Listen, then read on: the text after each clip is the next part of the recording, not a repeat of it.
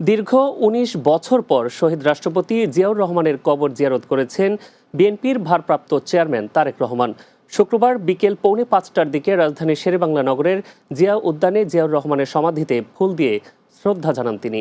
এ সময় সেখানে এক আবেগঘন পরিস্থিতির সৃষ্টি হয়। অনন্ত হাসান মাসুদের সহযোগিতায় মাহমুদ রুবেলের প্রতিবেদন। রাজধানীর জিয়া উদ্যানে শহীদ রাষ্ট্রপতি জিয়াউর রহমানের কবরে শ্রদ্ধা জানালেন বিএনপির ভারপ্রাপ্ত চেয়ারম্যান ও জিয়াউর রহমানের বড় ছেলে তারেক রহমান। বিকেল ৪:৪০ তিনি সমাধিস্থলে প্রবেশ করেন। দীর্ঘ ১৯ বছর পর বাবার কবর জিয়ারতের সুযোগ পেলেন তিনি। এ সময় সেখানে এক আবেগঘন পরিস্থিতির সৃষ্টি হয়। দলীয় নেতাকর্মীদের সঙ্গে নিয়ে জিয়ারত ও মোনাজাত শেষে বাবার কবরের পাশে নীরবে কিছুক্ষণ দাঁড়িয়ে থাকেন তারেক রহমান। এ সময় আবেগাপ্লুত হয়ে পড়েন তিনি। চন্দ্রিমা উদ্যান ও আশপাশের এলাকায় উপস্থিত দলীয় নেতাকর্মীরা রাস্তার দুপাশে দাঁড়িয়ে তাকে অভিবাদন জানান এবং বিভিন্ন স্লোগান দেন। তিনি ফিরে এসেছেন, দেশবাসী নতুন করে জেগে উঠবে, গণতন্ত্র পুনরুদ্ধার হবে, জনগণের কথা বলার অধিকার আমরা ফিরে পাবো।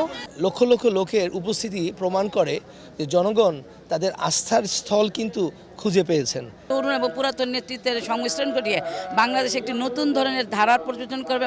জনাব তারেক রহমান ছাড়া অন্য কোনো নেতৃত্ব কিন্তু নাই, মানে তারেক রহমানের বিকল্প এই মুহূর্তে তারেক রহমান নিজেই। এদিকে বিএনপির ভারপ্রাপ্ত চেয়ারম্যান তারেক রহমানের পক্ষে সাভারের জাতীয় স্মৃতিসৌধে শ্রদ্ধা নিবেদন করেছেন দলের নেতারা। তারেক রহমান সূর্যাস্তের আগে না পৌঁছানোর কারণে নেতারা বিকেল ৫:০৬ শ্রদ্ধা জানান।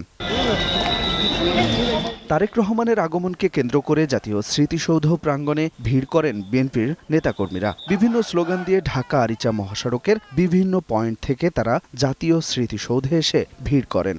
উনার প্ল্যানেই নতুন বাংলাদেশ তৈরি হবে, সামনের আগামী বাংলাদেশ, সবার আগে বাংলাদেশ। তারেক রহমানের নেতৃত্বে বাংলাদেশটাকে আগামী দিনে যে সুন্দরভাবে পরিচালনা করা যায় এই আশা করি।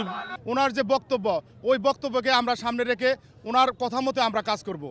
জিয়াউর রহমানের কবর জিয়ারতের পর ওই বাসে করেই সাভারে জাতীয় স্মৃতিসৌধের উদ্দেশ্যে রওনা হন তারেক রহমান। এ সময় ঢাকা আরিচা সড়কের দুই পাশে নেতাকর্মী ও জনসাধারণের ঢল নামে। মাহমুদ রুবেল, বাংলা টিভি, ঢাকা।